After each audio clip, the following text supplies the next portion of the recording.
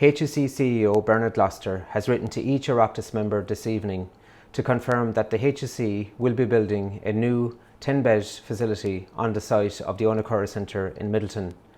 This follows on from the acquisition earlier this year by the HSE of a 3-bedroom property in Midleton for 3 of the remaining 6 residents, and Mr Gloucester has said that the HSE is pursuing an additional property for the other 3 remaining residents.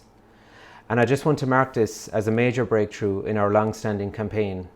And it must be said that were it not for the constant publicity that we brought to bear on disclosure, this multi-million euro investment in mental health facilities for people with the highest level of need in East Cork would not have come about.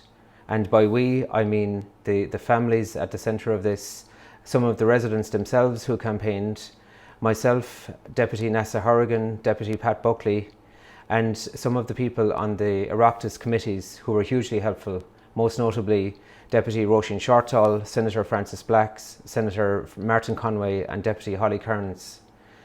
And as of December 2021, the HSE's plan was to remove all of those 24-hour placements from East Cork and to not replace them.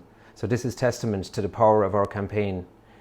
I'm still very concerned about the transfer of some of the residents to facilities outside of East Cork to substandard accommodation, and I think there's serious ethical questions that remain about those moves. I'm also very disheartened by Mr Gloucester's claim that the HSE will continue with a major capital investment in continuing care mental health facilities on the isolated hospital grounds of St Stephen's in Glanmire.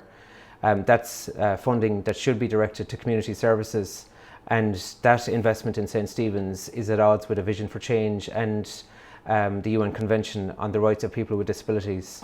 So we have some very good news and some very concerning news today, but I think it's important to mark it, and I think it's important to note Mr Gloucester's meaningful engagement with the issues that we raised.